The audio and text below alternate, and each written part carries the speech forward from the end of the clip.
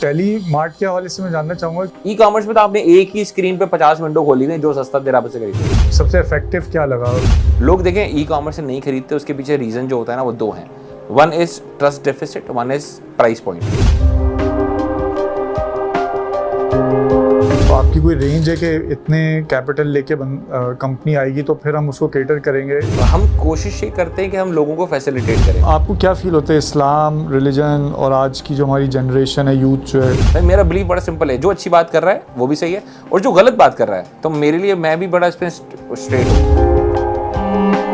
तो क्या आप समझते हैं कि होम स्कूलिंग जो है ज़्यादा बेहतर ऑप्शन है? तो अगर आप बच्चे को होम स्कूलिंग करेंगे, कल वापस दुनिया में तो भेजना है ना आपने। जब आप उस दुनिया में उसको वापस भेजेंगे ना, वो ज़्यादा हाथ से निकल जाएगा। मैं कैरियर कैसे चूज करूँ? हर करियर को पढ़ें, इसके बाद आपको समझ आ जाएगा मैं किसके लिए बनाऊँ।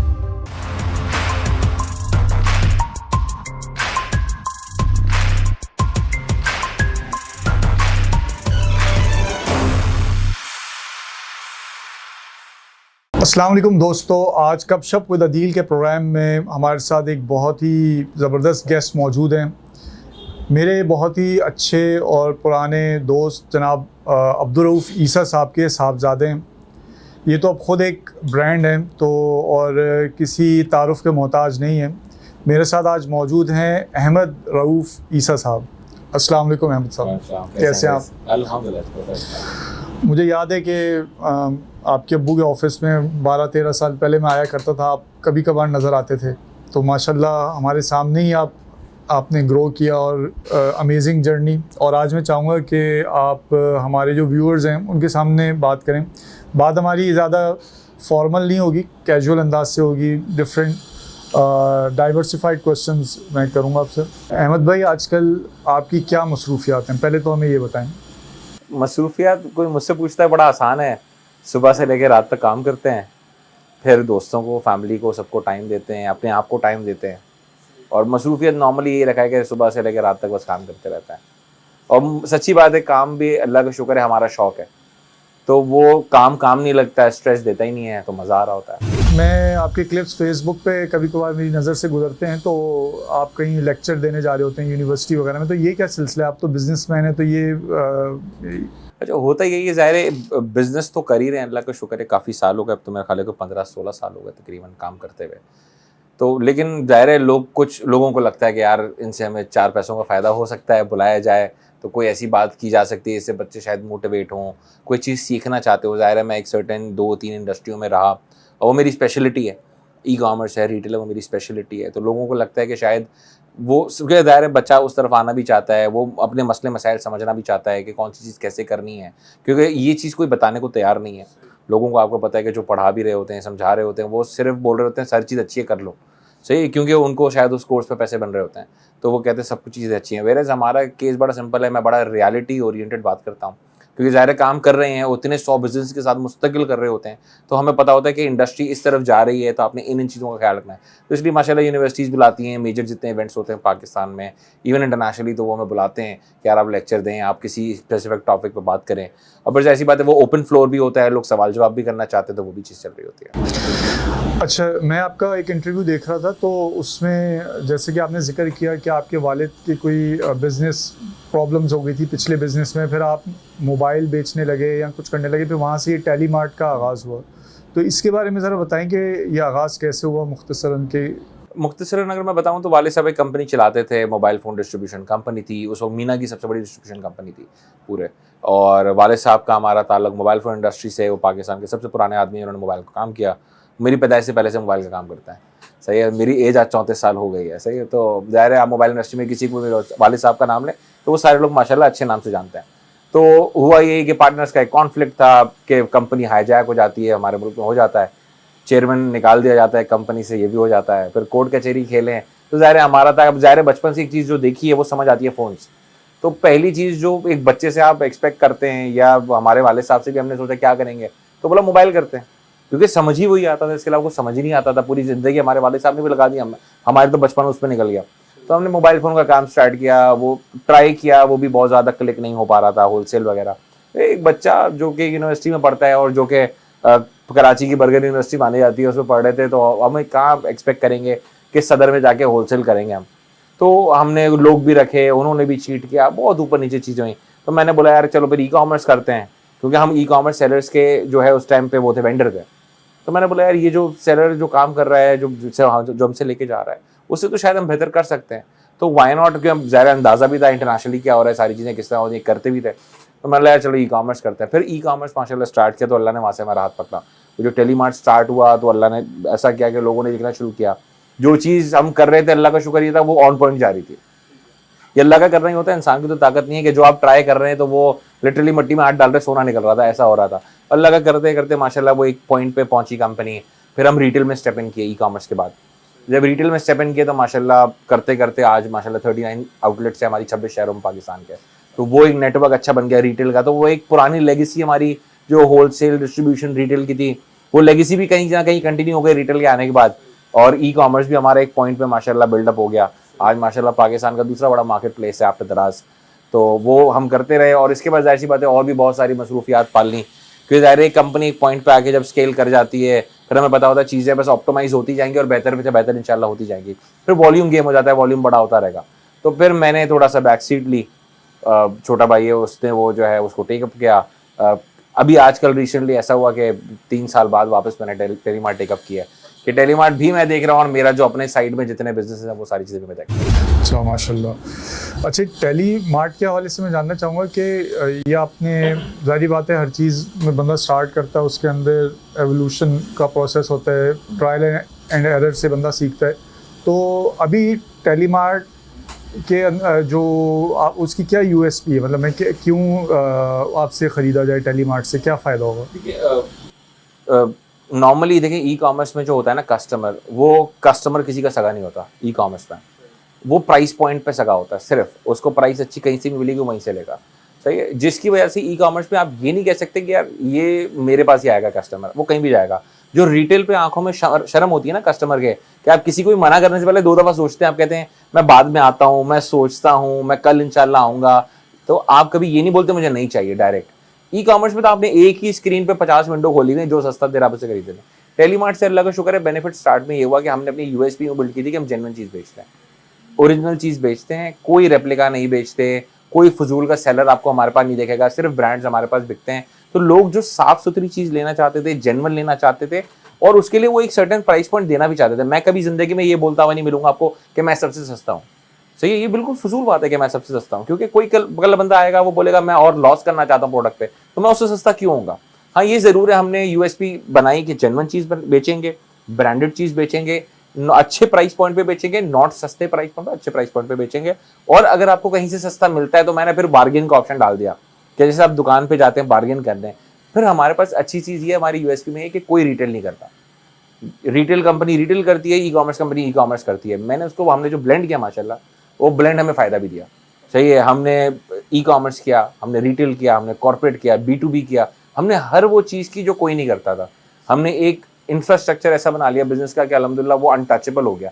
फिर लोगों ने बोला अब मुझे कोई ई कॉमर्स में टक्कर देना आता है, वो ई कॉमर्स को टक्कर दे सकता है, मेरे रिटेल को टक्कर नहीं दे सकता, सही है। वो रिटेल पे अगर कोई टक्कर कल को देने आएगा, वैसे बहुत मुश्किल काम है वो रिटेल को टक्कर देना। उसका रीज़न है कि आप 39 स्टोर जब कर जाते हैं ना, तो उसके बाद हर ब्रांड आता हुआ सोचेगा कि यार मैं कब जाके 39 स्टोर बनाऊंगा, जब तक बनाऊंगा इसके 60-70 हो जाएंगे। तो मैं उसको, और प्लस ये रेस ऐसी है इसकी, खासकर टेक प्रोडक्ट, क्योंकि हम रिटेल में टेक ज़्यादा बेचते हैं, उसमें मार्जिन इतने नैरो हैं कि किसी के लिए भी इतनी ल्यूक्रेटिव इन्वेस्टमेंट नहीं होती कि बोले कि मैं ये करूं। वेरएज हमें पता है कि यार हमें उससे किस तरह पैसे बना रहे हैं और किस तरह वॉल्यूम्स बिल्ड करना है। अच्छा टेलीमार्ट पे आप सिर्फ मोबाइल्स बेचते हैं या उसके एक्सेसरीज या और भी उसके अलावा? अच्छा टेलीमार्ट ई कॉमर्स मार्केट प्लेस पे तो सब कुछ है, फैशन भी है वहाँ, तो फार्मेसी भी है वहाँ पे, सब कुछ मिलेगा आपको। वेरएज अगर क्यों जैसे आप दूसरे मार्केट प्लेसेस देखते हैं, दराज है, अलीबाबा, तो वो भी सब बेच रहे हैं, हम भी सब बेच रहे हैं। हाँ ये जरूर है उसके पास प्रोडक्ट पोर्टफोलियो में करोड़ों प्रोडक्ट है, मेरे पास लाखों प्रोडक्ट है, क्योंकि वो सब कुछ बेच रहा है। वो आपको चाइना का सेलर भी देखेगा, वो झाड़ू पोछा भी बेच रहा है, वो सब बेच रहा है। मैं वो चीज़ नहीं बेचता एट टेलीमार्ट। तो जाहिर सी बात है मेरे पास पोर्टफोलियो लिमिटेड है, लेकिन सुथरा आइटम होता है। तो हमारे पास ई कॉमर्स में पोर्टफोलियो वही है, लेकिन अगर रिटेल डिवीजन पे अगर हम जाएँ हमारे, तो रिटेल में हम सिर्फ हार्ड कोर टेक बेचते हैं, mobile phone, tech, gadgets, accessories. ठीक है। और ये जो आपके टेलीमार्ट जो ई कॉमर्स वाला है, इसमें आप लोग सब ब्रांड न्यू बेचते हैं या तो यूज्ड में भी ऐसे आइटम? हमने इसका एक प्री ओन्ड का सेक्शन रखा हुआ है, सही है, जिसको अभी हम रिसेंटली रिवैम्प कर रहे हैं। और प्री ओन्ड में भी यही था कि ज़ाहिर है लोग खरीदना चाहते हैं, सस्ता प्रोडक्ट भी खरीदना चाहते हैं यूज़ में। तो अगर उनको कोई ऑथेंटिक सस्ती चीज़ बेचे, वो यूज़ चीज़ बेचे, तो उनको चाहिए वो चीज़। वेरे आपको पता है यूज़ के नाम पे कराची में जो जो चीज़ें बिकती हैं, पूरी पूरी अंदर से चीज़ें चेंज होती हैं, बिल्कुल बुरा हाल होता है। मैं लिटरली बीच में मैंने एक दोस्त ने फ़ोन दिया, हमने उसको चेक कराया, तो टेक्नीशियन कह रहा है इसकी 3 ओपन हार्ट सर्जरी हुई है फ़ोन की। अरे अब मैं करूँगा ना, ख़राब हो जाएगा ये, सही, ये नहीं बन सकता इसकी। और वो वेरे उसका अगर फ़ोन हम सामने से देखते तो बिल्कुल नया लग रहा था। तो हमने ये सोचा कि यार हम प्री ओन की कैटेगरी स्टार्ट करें। हमने उसको बीच में थोड़ा सा पॉज किया था, वापस उसको रीलॉन्च कर रहे हैं, जिसमें आपको मोबाइल फ़ोन भी मिलेंगे, लैपटॉप भी मिलेंगे, every sort of electronic and gadget accessories आपको ब्रांड न्यू प्लस यूज़ भी मिल रही है प्री ओन पे। तो यूज़ मिलेगी, प्लस उसमें हम जाहिर सी बात है 30-30 दिन की चेकिंग वारंटी देंगे। जिस तरह इंटरनेशनली होता है कि यूज़ प्रोडक्ट बेचने की भी एक तमीज़ होती है, तो हमने सोचा उस तमीज़ के साथ हम इंशाल्लाह बेचेंगे। सही। अच्छा, ई कॉमर्स में आपको टेलीमार्ट जो आपने चलाया, तो उसमें आपको सबसे इफेक्टिव आपकी जो मार्केटिंग स्ट्रेटजी थी, सबसे इफेक्टिव क्या लगा, क्या स्ट्रेटजी लगी, कौन सा प्लेटफॉर्म लगा? अच्छा, प्लेटफॉर्म के अगर उस पर हम देखें ना, तो मेटा पाकिस्तान में सबसे ज़्यादा चलता है। मेटा में फिर फेसबुक, इंस्टाग्राम से कि लोगों को ये चीज़, अब जाके चीज़ें बहुत चेंज हो रही हैं। वो व्हाट्सएप भी बहुत यूज़ करना चाह रहे हैं लोग, कि व्हाट्सएप पे कन्वर्सेशन हो रही है, व्हाट्सएप बॉट आ गए हैं, व्हाट्सएप एआई का इंटीग्रेट हो गया है कि जहाँ से आप ऑर्डर्स ले सकते हैं, चीज़ें कर सकते हैं। तो ऐसी बेतहाशा चीज़ें हो गई हैं अब जाके कि जहाँ पे लगता है हमें कि यार आगे उस तरफ लोग मुड़ेंगे। इन्फ्लुएंसर मार्केटिंग बहुत ज़्यादा चलती है। लोग देखें ई कॉमर्स से नहीं खरीदते, उसके पीछे रीज़न जो होता है ना, वो 2 हैं। One is trust deficit, one is price point. Price point उसको लगता है यार, अब जैसे हम कराची वाले ना, हम सबको पता है, आप भी कैमरा ओन करते हैं, आपको पता है भाई कैमरा लेना है रीगल चले जाना है मुझे, सही है, मुझे लैपटॉप लेना है मुझे टेक्नो चले जाना है, मोबाइल फ़ोन लेना है सदर चले जाना है। तो हम लोगों को पता है, और हमें वहाँ प्राइस पॉइंट सस्ता मिल रहा होगा तभी हम वहाँ जा रहे हैं। हम जलील होंगे, ख्वार होंगे रोडों पे, लेकिन हम वहाँ जा रहे हैं लेने के लिए।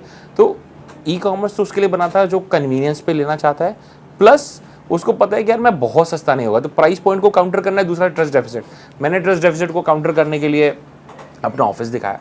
मतलब देखो मैं ऑफिस लेके बैठा हूँ, मैं काम कर रहा हूँ, मेरे पास ऐसी टीम है, देखो मैं प्रोडक्ट मेरे पास अवेलेबल है। मैं प्रोडक्ट की फोटोग्राफी हमने उस टाइम स्टार्ट की थी, प्रोडक्ट की वीडियोस बनाते थे, अनबॉक्सिंग आते थे, सारी चीज़ें कर रहे थे। उसका रीज़न ये था, लोगों को ट्रस्ट ही नहीं था। लोगों को लगता है ई कॉमर्स घर से बैठ के होता है, जो एक नॉर्मल कॉन्सेप्ट है। तो मैंने उसको ट्रस्ट डेफिसिट को काउंटर करने के लिए जितनी चीज़ें की, वो मुझे लगता है सबसे ज़्यादा मेले हुआ कराऊंगी। सही। अच्छा, दराज वगैरह में तो इंडिविजुअल्स अपने अकाउंट बना के अपनी चीज़ डाल लेते हैं, आपके उसमें तो ऐसा? हमारे उस पर मार्केट प्लेस ही हैं, हम भी आते हैं, ब्रांड्स डेली के अप्लाई करते हैं हमारे पास, हम उनको एग्जामिन करते हैं कौन हमारे साथ काम करने लायक है, कौन नहीं है। अक्सर ये होता है कि यार हम तो उसके साथ काम कर रहे हैं, दूसरे प्लेयर के साथ आप क्यों नहीं कर रहे? तो ज़ाहिर है मैं दूसरा प्लेयर नहीं हूँ, सही है। मैं ब्रांड्स को अलाउ करता हूँ या डिस्ट्रीब्यूटर को अलाउ करता हूँ, इसके अलावा किसी को अलाउ नहीं करता अकाउंट बनाने का। उनके पास भी अकाउंट ही होते हैं, वही लिस्टिंग करते हैं, जैसे एक सेलर सेंटर होता है, तो हमारे भी सेलर डैशबोर्ड्स होते हैं।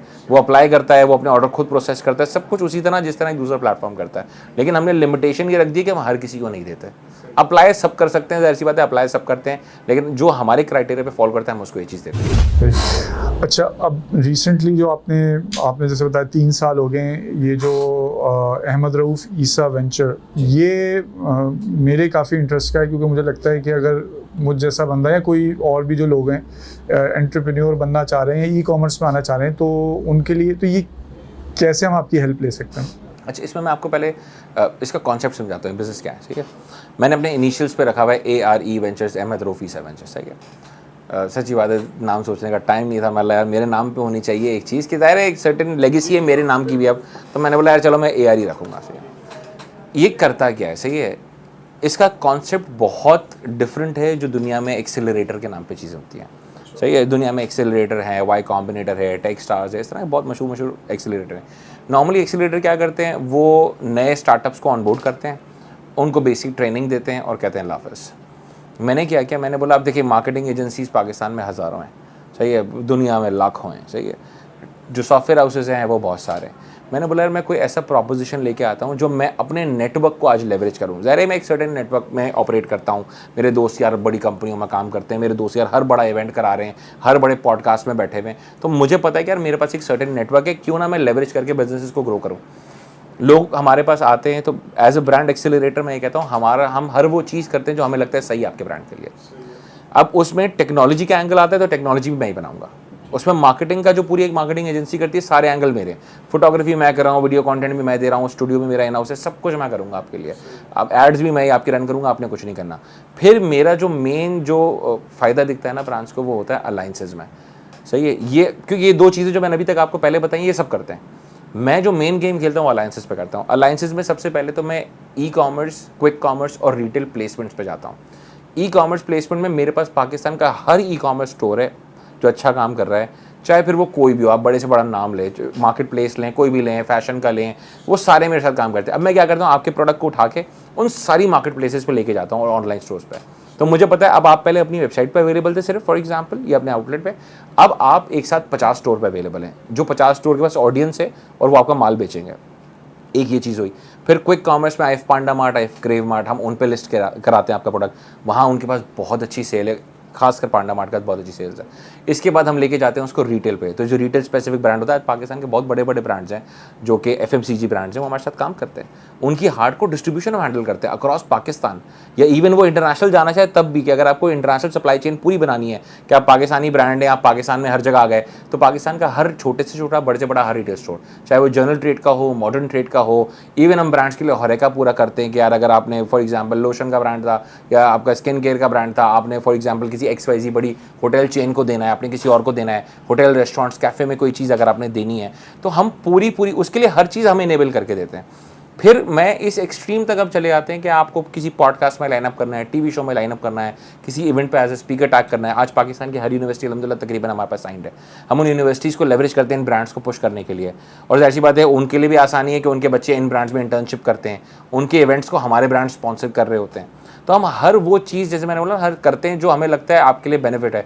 अब मैं 2 बड़े गेटवेज हैं, 3 बड़े गेटवेज हैं जो पेमेंट गेटवेज, उनका मैं एग्रीगेटर हूँ, मैं कोरियर्स का एग्रीगेटर हूँ। तो मुझे ब्रांड को ये पता होता है मैं इनके पास जाऊँगा, ये सारे काम खुद करके देंगे।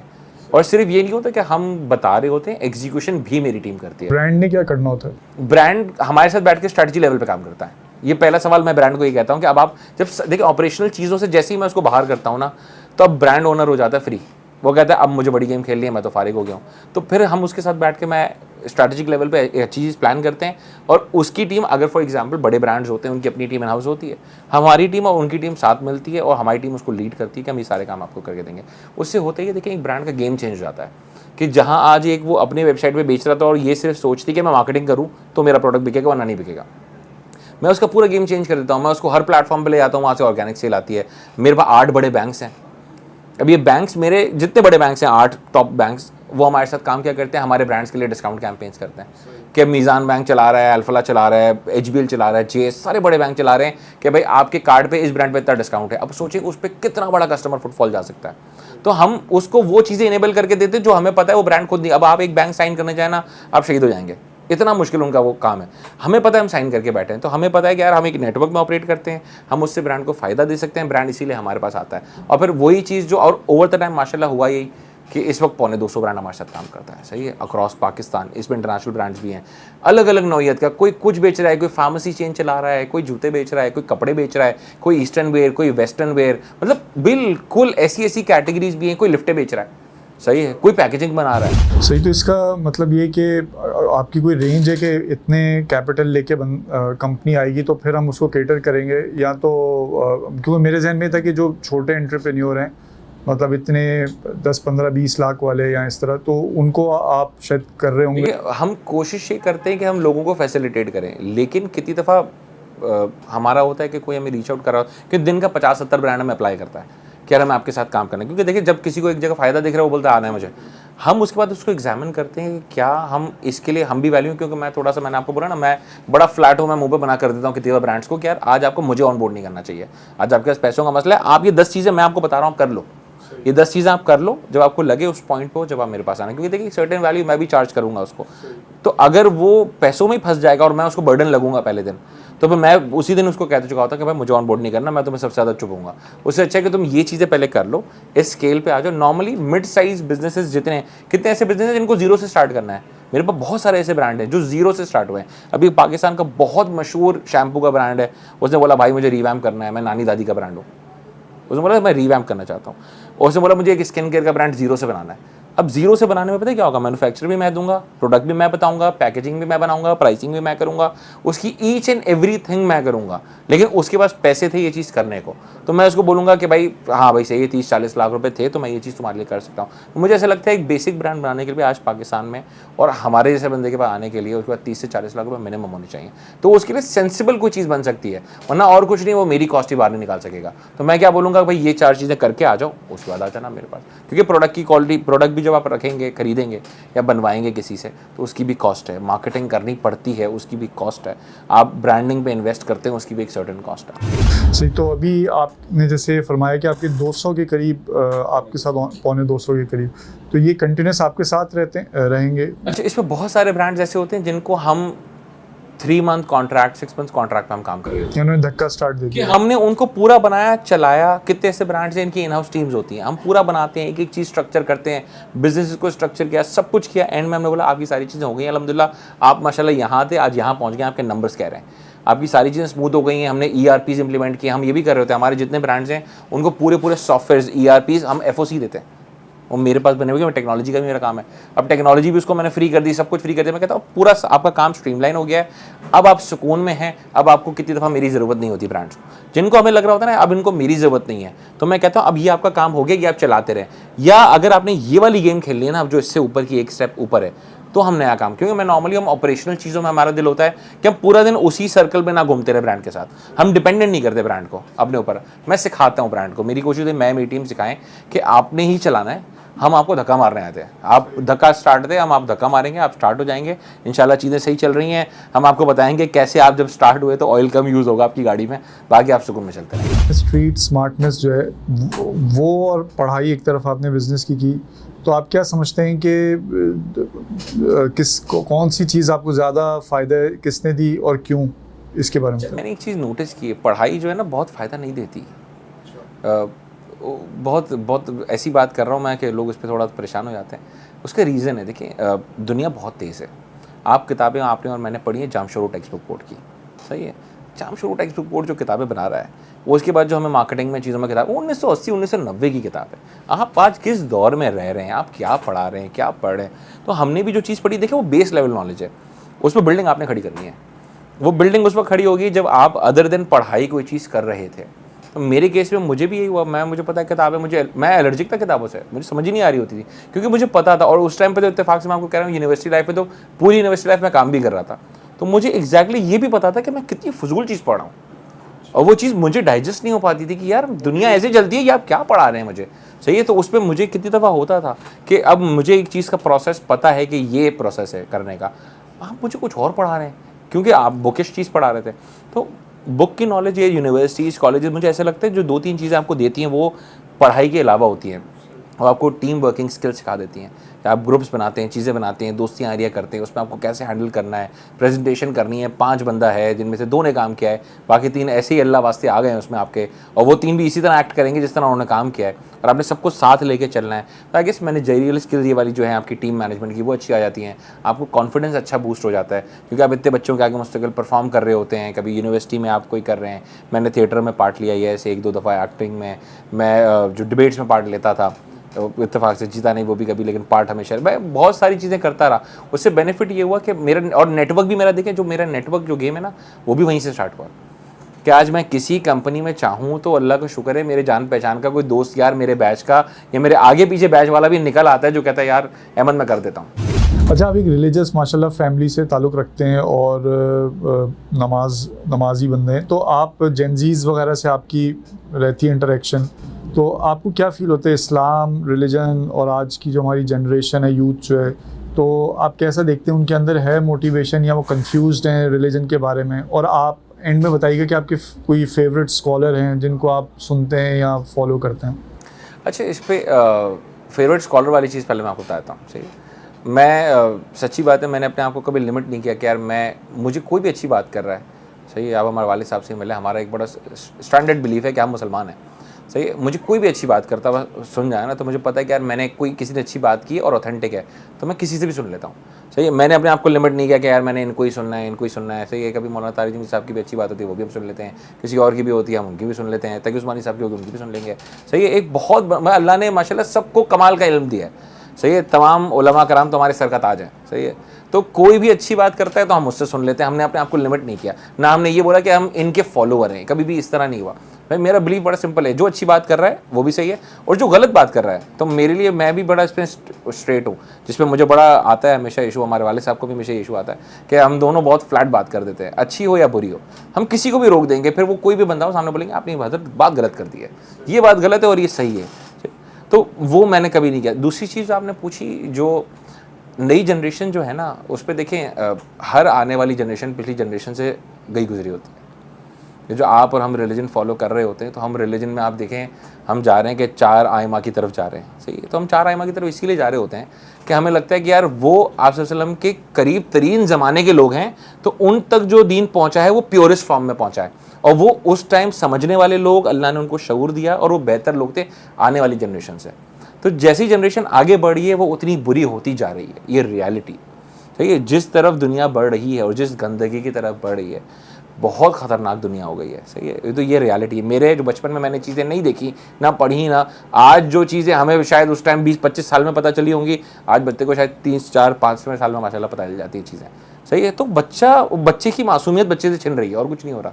यही बच्चे लादीनियत पे यस जा रहे हैं, क्योंकि लिबरलिज्म इक्वल टू नो दीन, ये हमने बना ली एक इक्वेशन। एक होते है लादीनियत यानी अमाल में, एक होता है कि एथियस्ट बन जाना, तो आप किस समझते हैं? एथियस्ट मुझे नहीं दिखते, सही है। देखिए हमारे मुल्क में अल्लाह का शुक्र ये है कि एक तकरीबन, खास कर मैंने कराची साइड पे बहुत ज़्यादा देखी है, पंजाब साइड पे मैं डिफ़र करूँगा इस पे कि वहाँ पे है थोड़ा सा कि वो वहाँ पे रमज़ान नहीं लगता, वहाँ पे कोई ऐसा चीज़ जो आपकी रिलीजियस हो वहाँ पे वो नहीं दिखती है। मेरे इस कराची साइड माशाल्लाह ये चीज़ बहुत ज़्यादा है, लोग दीन को फॉलो करते हैं, लोग दीन से जुड़ते हैं, समझना चाहते हैं, वो डोनेशन का एंगल भी यहाँ पे ज़्यादा है, हर चीज़ यहाँ पे ज़्यादा है। तो ये ज़रूर है कि देखिए नई जनरेशन आ रही है, उसमें खराबी का एंगल है, लोग नमाज़ों से दूर हो गए हैं, अल्लाह से दूर हो रहे हैं, लेकिन उनके दिल में आज भी जो दीन है वो थोड़ा है, सही। वो बेसिक्स को, चीज़ों को समझते हैं, सही। ये ज़रूर है कि हमें पूरा जनरेशन को ट्रांसफॉर्म करना पड़ेगा, और वो ट्रांसफॉर्म आप और मैं नहीं कर सकते, वो ट्रांसफॉर्म आने वाली औरतें कर सकती हैं, क्योंकि औरत जो दर्जगाह है ना बच्चे की पहली, औरत का मैं हमेशा ही कहता हूँ, मैंने एक बिलीव अपना बना लिया, औरत का काम अलग है, आदमी का काम अलग है। औरत उसको मॉरल्स, वैल्यूज़, एथिक्स, ये चीज़ें देती है। अच्छा, एक होता है कि एक बंदा जो है उसको घर में माहौल मिलता है, दीनी माहौल, और कभी कभार वो किसी आलिम की स्पीच सुन लेते हैं। एक होता है बाकायदा एक बंदा रिसर्च करता है कुरान पे या इस्लाम की तारीख़ पे या हदीस पे, ख़ुद से रिसर्च भी करता है, पढ़ता है। तो आपने कभी कुरान का तर्जुमा या तफसीर स्टडी किया या कोशिश की, या आप कर रहे हैं या ऐसा? अल्हम्दुलिल्लाह हमने बचपन में वो चीज़ पढ़ ली, सही है, हमें पढ़ा दी गई, सही है।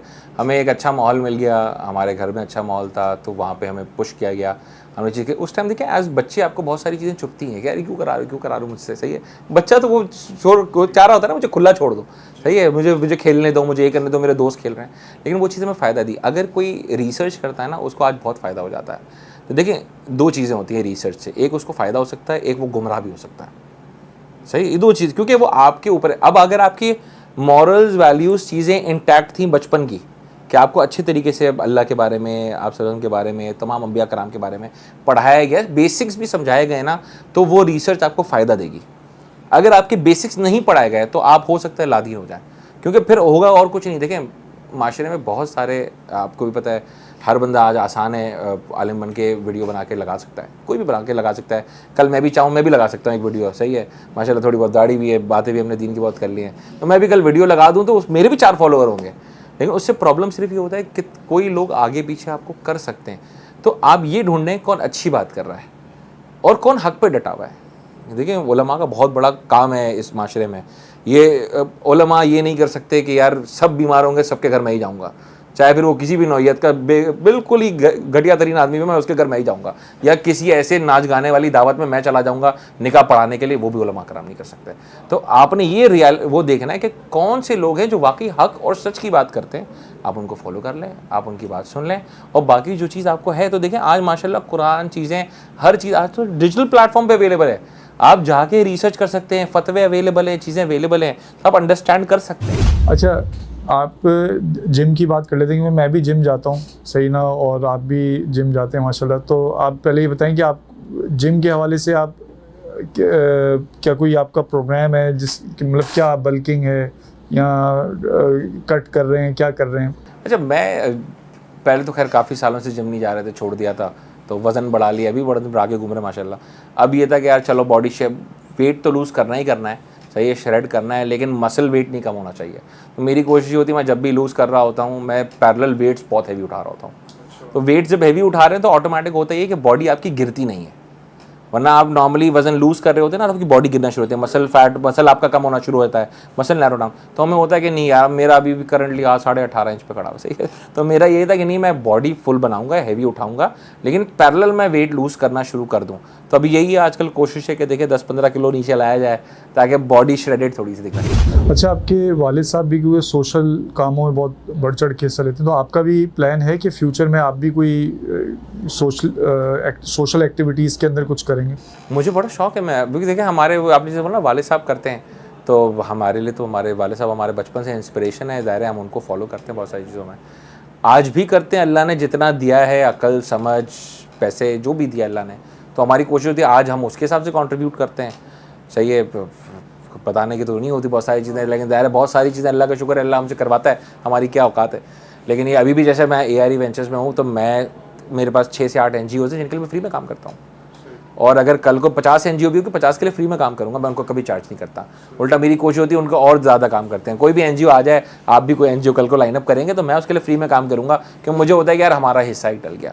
तो इस तरह और बहुत सारी एक्टिविटीज़ हैं जिनमें मैं पार्ट होता भी हूँ और कल को कोशिश और ज़्यादा भी हूँ, क्योंकि ज़ाहिर है मेन तो फ़ायदा वहीं से है। सही। अच्छा, आपका ट्रैवलिंग रही है इंटरनेशनल? ट्रैवलिंग इंटरनेशनल भी रही है, लेकिन पिछले कुछ सालों में तो लोकल बहुत ज़्यादा हो गई है। अच्छा, इंटरनेशनली आपकी फेवरेट डेस्टिनेशन? मुझे टर्की बहुत पसंद है। अच्छा, वजह? टर्की मुझे ऐसा लगता है एक खूबसूरती है उस जगह की जो बहुत डिफरेंट है, सही। मैं मतलब बहुत सारे अल्लाह ने वो दिया है चांस, बहुत सारे मुल्कों में घूमे हैं, मलेशिया भी देखा है, दूसरे भी देखे, बहुत सारे मुल्क देखे हैं। दुबई बड़ा प्लास्टिक ही दिखता है, वो दिखता है कि नेचुरल ब्यूटी कुछ भी नहीं, सब बनाया हुआ है। टर्की में वो चीज़ नेचुरल है, बहुत खूबसूरत है। तो मुझे ऐसा लगा वहाँ पे जो सुकून भी है टर्की में, ओवरऑल उस मुल्क में, सही है। वो कितनी दफ़ा होता है कुछ जगहों पे अल्लाह ने सुकून रखा होता है।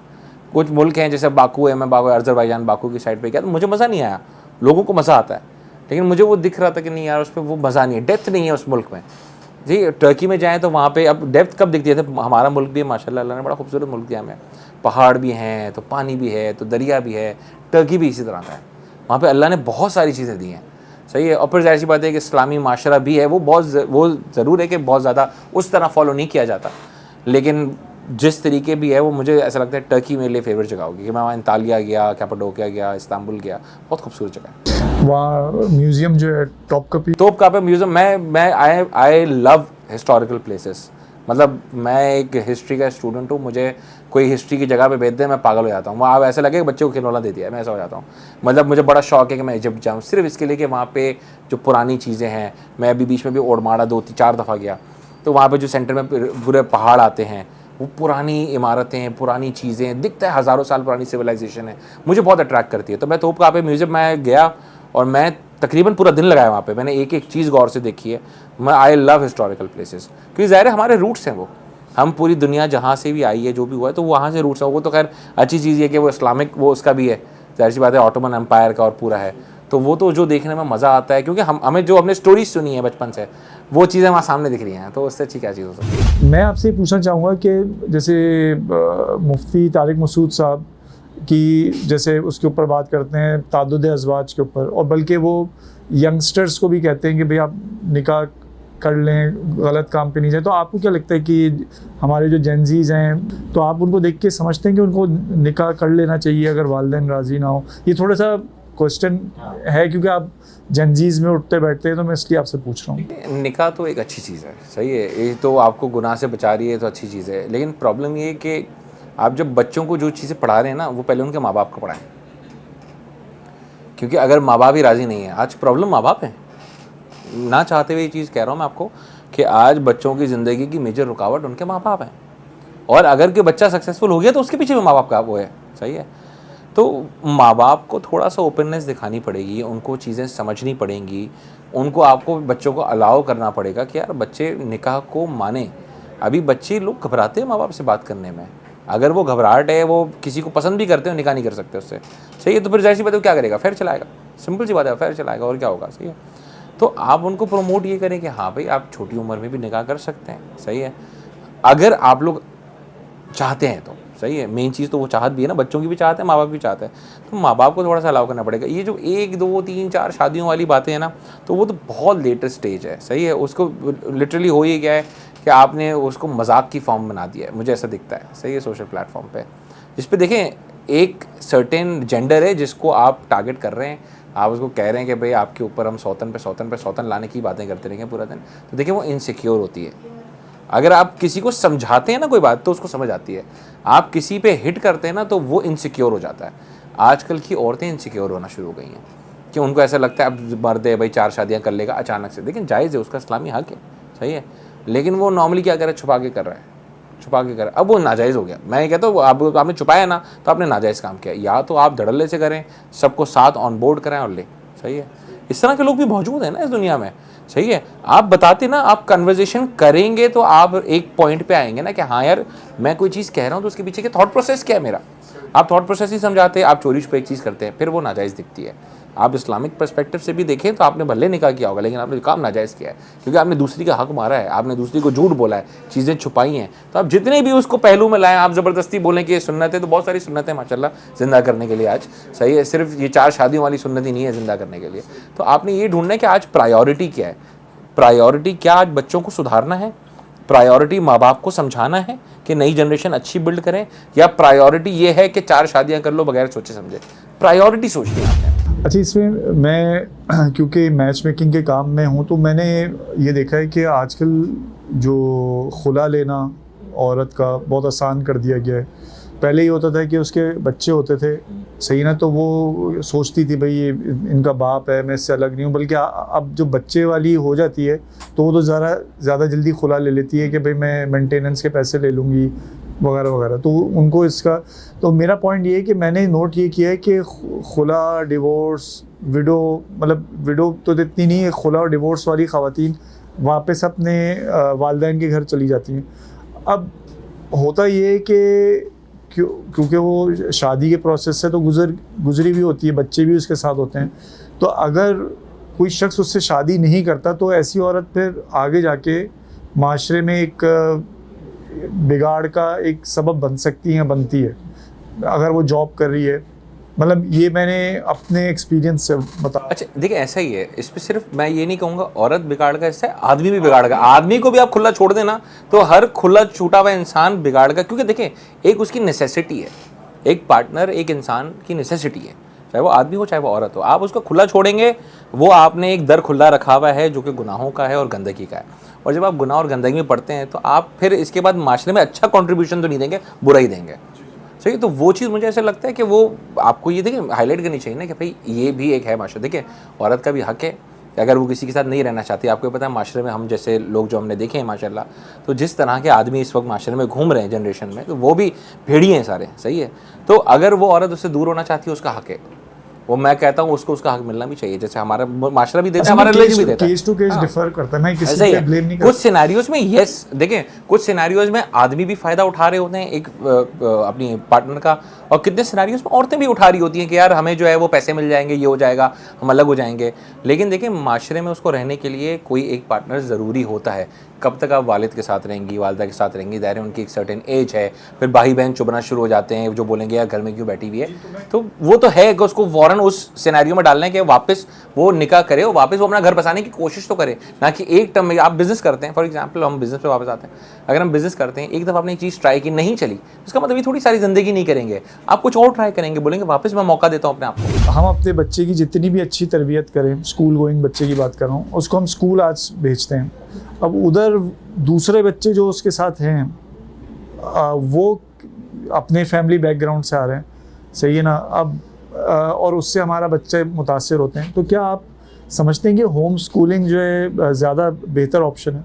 नहीं, ये तो बिल्कुल भी बेहतर ऑप्शन नहीं है, सही है। आप बच्चे को बांध के रखेंगे ना, तो देखिए मैं आपको बताऊँ, मैंने ना चाहते हुए एक बात आपको कह रहा हूँ, मेरे दोस्त यार हैं बहुत सारे जो मदारिस में पढ़े, फिर जब वो वापस अचानक दुनिया में आए ना, वो ज़्यादा बिगड़ गए।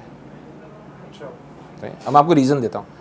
आप किसी भी बच्चे को रोक के रखते हैं ना किसी चीज़ से, उसका दिमाग ख़राब हो जाता है इसके बाद जब वो एंटर होता है कि वो बिल्कुल अचानक से उस दुनिया में आए जो दुनिया उसने नहीं देखी थी। तो अगर आप बच्चे को होम स्कूलिंग करेंगे, कल वापस दुनिया में तो भेजना है ना आपने, जब आप उस दुनिया में उसको वापस भेजेंगे ना, वो ज़्यादा हाथ से निकल जाएगा, क्योंकि उसके लिए उस टाइम वो चीज़ नहीं है। अब हमने बचपन से, फॉर एग्जाम्पल, हमारे स्कूल में लड़कियाँ थीं, तो हम लड़की को देखकर पागल नहीं हुए कभी भी। यही मैं जानता हूँ, मैं दोस्त को जो आया था, मैं आपको कह रहा हूँ, जिसका मैं आपको दे रहा हूँ, वो स्कूल, वो यार मदरसे में पढ़ा हुआ था, वो अचानक कॉलेज में आया। अब उसने पहली दफ़ा ख़वातीन को देखा, पहले तो वो इंटरेक्ट नहीं कर सकता था, वो लॉन्डो की तरह इंटरेक्ट करना शुरू कर दिया उसने ख़वातीन से, जो कि नहीं करना चाहिए, सही है। उसके बाद वो जाहिर सी बात है उसका दिमाग ही ख़राब हो गया था। तो ये आप किसी को बाउंड करके रखते हो बुरा है। तो बच्चे को होम स्कूलिंग तो नहीं करा सकते, आपने उसको उस माशरे में छोड़ना है। हाँ, ये ज़रूर है कि देखिए आज प्रॉब्लम कहाँ हो गया, माँ बाप जो है, बच्चा घर में आएगा पहली चीज़ क्या करेंगे, फ़ोन ले लो बैठे रहो, क्योंकि देखिए माँ बाप बच्चे को टाइम नहीं दे रहे।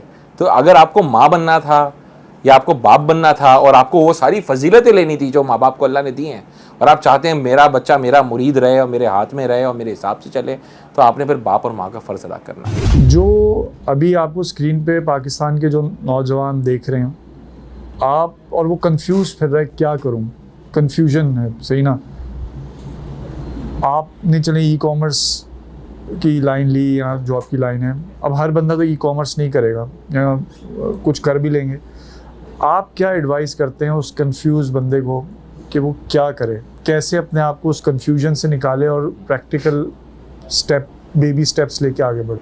अच्छा, मैं कुछ बिल्कुल टू द पॉइंट बातें करूँगा जो मुझे ऐसे लगता है। पहले तो ये एनालाइज करना ज़रूरी है क्या मैं एंटरप्रेन्योर हूँ भी क्या नहीं हूँ। हर बंदा तो नहीं हो सकता एंटरप्रेन्योर, हर बंदा बिजनेस माइंडसेट नहीं होता। उसके लिए मैंने एक आसान क्राइटेरिया बना लिया अपने लिए, ठीक है, जो सबको मैं ये बताता हूँ, ये क्राइटेरिया है। क्योंकि देखिए हम किताबी बातों में मैं तो बिलीव नहीं करता बहुत सारी। आप ये करें, शार्क टैंक देखें, आप ड्रैगन्स डेन देखें, और एक पॉर्न स्टार्स ऑफ हिस्ट्री है, PAWN, porn stars of history, ये US में शो आता है जो कि एंटीक्स बेचता है। ये 3 शोज़ देखें। अगर इनके पहले एपिसोड देखने के बाद आपका दिमाग चलना शुरू हो रहा है और आपको वो चीज़ एक्साइट कर रही है कि आपको मज़ा आ रहा है देखने में, आप कह रहे हैं क्या शो है यार, मज़ा आ रहा है, नए नए आइडियाज़ हैं, नई नई चीज़ें हैं, इसका मतलब आपके अंदर वो जीन्स है। अब अगर आपको ये समझ है जीन्स ज़्यादा अच्छी है, अगले दूसरे तीसरे एपिसोड में अगर आप ये कर रहे हैं ना कि यार ये अगर ये बोलता ना तो अनुपम मित्तल ने हाँ बोल देना था, ये बोलता तो जेरी ने हाँ बोल देना था, ये इसको ये चीज़ें गलत है इसके बिज़नेस में, इसको ये चीज़ें सही करनी चाहिए तो उसको फ़ायदा होगा वरना नहीं होगा, इसका मतलब आपके अंदर कीड़ा बहुत बड़ा है। अब आपको बोलना चाहिए कि हाँ मैं बिज़नेस करूँगा। पहले तो ये रियलाइज़ करना ज़रूरी है। मसला ये तकरीबन बच्चे जो आज बिज़नेस में आ रहे हैं उनमें से बहुत सारे हैं जो नहीं है इस चीज़ के लिए बने, सही है। और कोई बुराई नहीं है कि आप अगर जॉब के लिए बने थे तो कोई बुराई नहीं है, सही है। हर बंदा नहीं हो सकता इस तरह का, सब कारोबार करेंगे, उनको नौकरियाँ कौन करेगा भाई, सही है। तो पहले तो ये रियलाइज़ कर लें। जब आपने रियलाइज़ किया इसके बाद आपने ये सोचना मुझे क्या करना है, ठीक है, उसका भी एक तरीक़ाकार है। हम दुनिया में पीछे हैं तो हम लोग पढ़ेंगे कि आप इंडिया उठा लें, आप सऊदी उठा लें, लेकिन top 100 startups of India, top 100 business of India, सही है। आप छोटी छोटी चीज़ें देखें, आपको रिपोर्ट्स मिल जाएंगी, गूगल पे जाएंगे पहले पॉइंट पे रिपोर्ट आ जाएगी, टॉप 100 स्टार्टअप ऑफ इंडिया, पढ़ें। अब उस पर एक पैराग्राफ लिखा है हर स्टार्टअप का, आप जब पढ़ेंगे ना आपको 20 ऐसी होंगी जो दिल पे लगेंगी, यार ये मेरे लिए बना है, मैं हूँ ये चीज़, ये मैं कर सकता हूँ आराम से।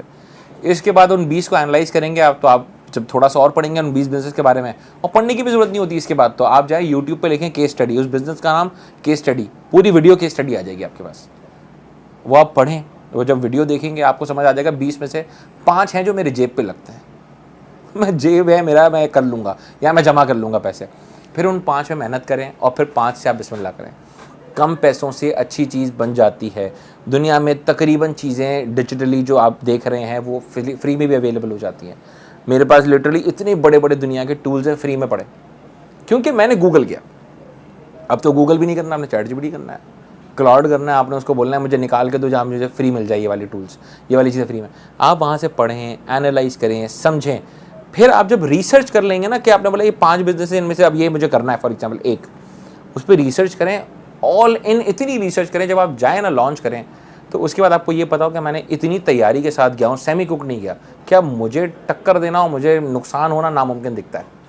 फिर अल्लाह की ज़ात ने आपको कोई ऐसी चीज़ हो गई कि अल्लाह ने ऐसी चीज़ सिनेरियो बना दिया, कोई चीज़ हो गई कि आपकी नहीं चीज़ करी, तो फिर भी आप अल्लाह का शुक्र अदा करें, फिर रीथिंक करें। आप बोले यार नहीं मैंने क्या गलत किया, क्योंकि कोई चीज़ ऐसी होगी जो आपने उल्टी कर दी होगी शायद उस टाइम पे, सही है। बहुत रेयर होता है कि नागहानी कोई आ जाए कि यार आपने काम चलाया और वहाँ सैलाब ही आ गया, दुकान लगाई सैलाब आ गया, बहुत रेयर होती हैं सिनेरियो, सही है। बाकी तो सिनेरियो नॉर्मली गलती इंसान की होती है, कि उसने कम प्लानिंग की होती है, कोई ऐसी चीज़ें 4 मिस आउट कर दी होती है, इसकी वजह से गलती होती है। तो आप रिसर्च करें, प्लान करें, आप बिजनेस करें, इसमें आपको पता चल जाएगा आप किस चीज़ के लिए बने हैं। मुझे पता चल गया मैं किस चीज़ के बना हूँ, फॉर एग्जांपल आपको भी पता चल जाएगा, सबको पता चल जाएगा। हमने भी इसी तरह किया। मैं आज भी बैठ के बिजनेस पढ़ता हूँ। उस दिन भी एक इतना बड़ा कोरियर कंपनी है, उसको मैं मशवरा दे रहा था मैं क्या करना चाहिए कोरियर में। अच्छा, ये आपने बिज़नेस की बात की। अगर कोई जॉब पे जाना चाहते, लोगों को ये नहीं समझ आती कि मैं किस फील्ड में जाऊँ, सही ना, कैरियर के, इसके ऊपर भी थोड़ा बता दें कि मैं कैरियर कैसे चूज़ करूँ कि बिज़नेस के अलावा जॉब के पॉइंट ऑफ व्यू से। उसमें भी यही करें। देखिए, आप करियर पढ़ना शुरू करें। इंजीनियर की लाइफ क्या होती है, इंजीनियर किस किस तरह के होते हैं, फॉर एग्जांपल डॉक्टर की लाइफ क्या होती है। मिले ना 5 डॉक्टरों से, गूगल पर जाएं, यूट्यूब पर लिखें, डॉक्टर्स के पूरे फीडबैक वीडियोस मिली हैं कि करियर क्या होना चाहिए, क्या नहीं होना चाहिए। हर करियर को पढ़ें, इसके बाद आपको समझ आ जाएगा मैं किसके लिए बनाऊँ। आपको समझ आ जाएगा, क्योंकि वो मेरा लाइफस्टाइल हो। हाँ, आपको ये समझ आ जाएगा यार ये मुझे सूट करता है, सही है, मैं इस तरह का आदमी हूँ। फॉर एग्जाम्पल आप डॉक्टर बनना है और आपको किताबों से एलर्जिक है, आप कैसे बनोगे डॉक्टर यार। आपको मेहनत नहीं करी और आपको इंजीनियर बनना है, कैसे बनोगे आप, सही है। और इंजीनियरिंग करने के बाद इतनी खच्चरख्वारी करने के बाद इतने पैसे मिलेंगे, कैसे बर्दाश्त करोगे। तो क्या अब वो आपको पता चल जाएगा। अकाउंट्स है, नंबर्स, मैं नंबर वो दर्शील सफारी बन जाता हूँ देखते ही, इधर उधर उड़ते मेरे नंबर, नहीं कर सकते ना अकाउंट्स पर आप। तो आपको ये समझ आ जाएगा एंड में मुझे कुछ भी नहीं करना, मैं या तो कॉमर्स बनता हूँ या मास्टर्स कर लेता हूँ, MBA कर लूँगा, BBA MBA कि जो खुली डुली डिग्री है। नॉर्मली मैं अपने आप को ये कहता हूँ, नॉर्मली ब्रांड्स उसको भी बच्चों को भी, यार आप अपने आप को लिमिट ना करो। अकाउंट्स वाला अकाउंट्स कर सकता है, इंजीनियर इंजीनियरिंग कर सकता है, सही है, डॉक्टर डॉक्टरी कर सकता है। जो बिजनेस पढ़ा हुआ बच्चा है ना, BBA किया हुआ बच्चा है, MBA किया हुआ बच्चा है, वो जेनेरिक बच्चा है, वो कुछ भी कर सकता है। आप भाई ACCA पढ़ लिया, CA कर लिया, मैक्सिमम क्या कर लोगे, CFO बन जाओगे कंपनी के।